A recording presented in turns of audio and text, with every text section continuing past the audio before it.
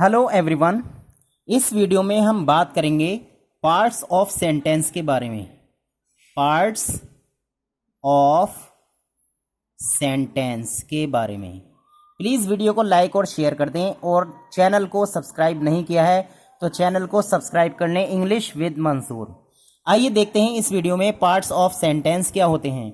देखिए, हर सेंटेंस में यानी प्रत्येक सेंटेंस में क्या होता है, सेंटेंस को हिंदी में बोलते हैं वाक्य। तो प्रत्येक सेंटेंस कह दीजिए या वाक्य कह दीजिए। प्रत्येक सेंटेंस में दो भाग होते हैं, मुख्य रूप से दो भाग होते हैं। बहुत ही इंपॉर्टेंट वीडियो है ग्रामर की, और बहुत ही आसान टॉपिक भी है। आप आसानी से इन चीज़ों को समझ सकते हैं। तो प्रत्येक वाक्य में दो भाग होते हैं। पहला होता है सब्जेक्ट, और इसको हम हिंदी में बोलते हैं उद्देश्य। सब्जेक्ट को हिंदी में हम बोलते हैं उद्देश्य। और दूसरा होता है हमारा प्रेडिकेट। प्रेडिकेट, और इसको हम हिंदी में बोलते हैं विधेय।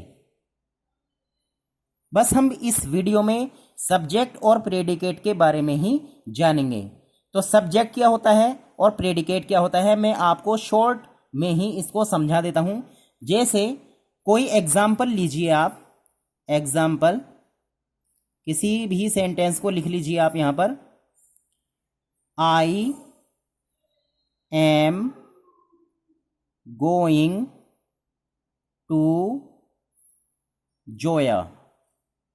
ये मैंने एक सेंटेंस लिखा, मैं जोया जा रहा हूं।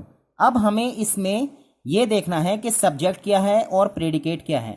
तो जिस चीज़ के बारे में हम बात करते हैं, जिस चीज़ के बारे में हम बात करते हैं, या कोई पर्सन हो या कोई चीज़ हो, तो हम उसको बोलते हैं सब्जेक्ट। जैसे हम इस सेंटेंस में अगर बात करें तो इस सेंटेंस में सब्जेक्ट है आई।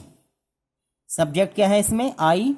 और प्रेडिकेट क्या है आप देख लीजिए। इसमें प्रेडिकेट है इसमें एम से लेकर जोया तक।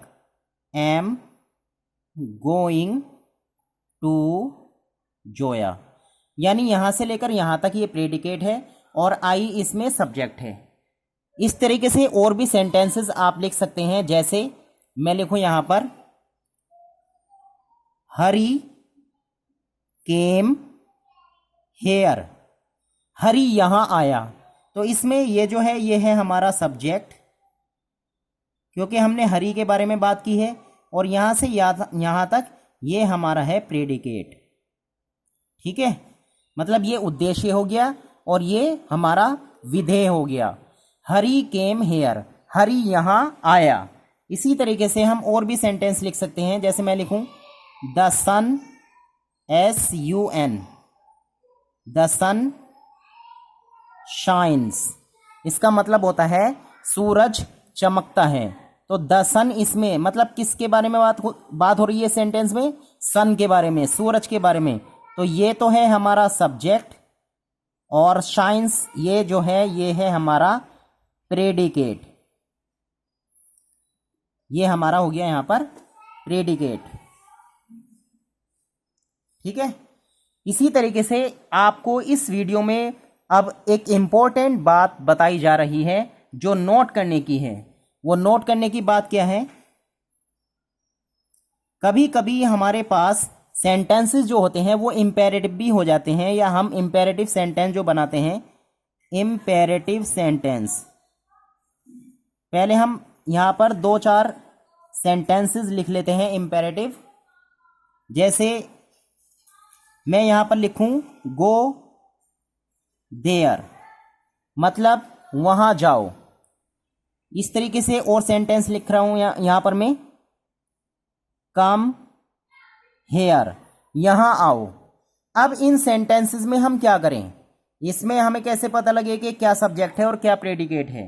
तो ऐसे सेंटेंसेस में क्या होता है, इन वाक्यों में क्या होता है आप देख लीजिए। इन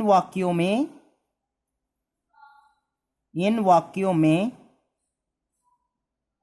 सब्जेक्ट छिपा हुआ होता है। छिपा है इसमें, छिपा हुआ होता है। और मैंने एक वीडियो बनाई थी इंपेरेटिव सेंटेंसेस के बारे में कि इंपेरेटिव सेंटेंसेस कैसे बनाए जाते हैं और वो क्या होते हैं। तो अब मैं बात कर रहा हूँ इंपेरेटिव सेंटेंसेस के सब्जेक्ट के बारे में। तो सब्जेक्ट क्या होता है इसमें, मैंने आपको पिछली वीडियो में भी बताया था कि इन सेंटेंसेस में सब्जेक्ट होता है यू। यू जो है यहाँ पर क्या है, सब्जेक्ट है। तो और ये हिडन होता है, मतलब सब्जेक्ट क्या हो रहता है इसमें, छिपा रहता है। इन सेंटेंसेस में सब्जेक्ट छिपा रहता है। जैसे गो देयर, तो हम इसमें सामने वाले बंदे से बात कर रहे हैं कि यू गो देयर, मतलब सामने वाले से कह रहे हैं कि तुम वहां जाओ।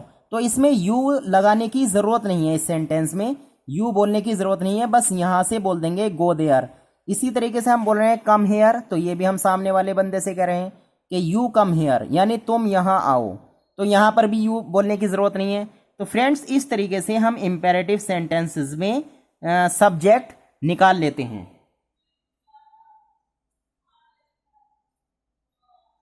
अब अगर हमारे सामने कुछ सेंटेंसेस हों, तो मैंने आपको सब्जेक्ट और प्रेडिकेट के बारे में बता दिया है। जैसे मैं यहाँ पर कुछ सेंटेंसेस लिख रहा हूँ एग्जाम्पल्स के तौर पर। यहाँ पर मैंने कुछ सेंटेंसेस लिखे, जैसे the sun is rising in the east, मतलब सूरज पूरब में उदय हो रहा है।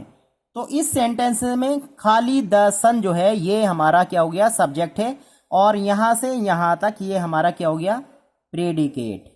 ये हमारा सब्जेक्ट है, एस मीन सब्जेक्ट और पी मीन्स प्रेडिकेट। और लिख लें आप,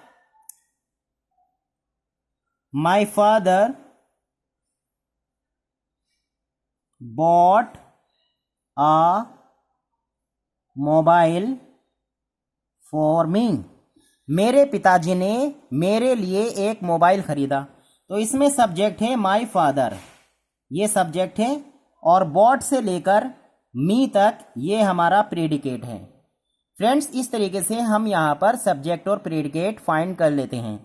और एक किसी किसी बुक में क्या होता है, जो पार्ट्स ऑफ हमारे सेंटेंस होते हैं, पार्ट्स ऑफ सेंटेंस, उसमें वर्ब को भी बताया जाता है, यानी वर्ब भी एक मेन हिस्सा है। वर्ब भी सेंटेंस का, मतलब वाक्य का या सेंटेंस का ही भाग होता है।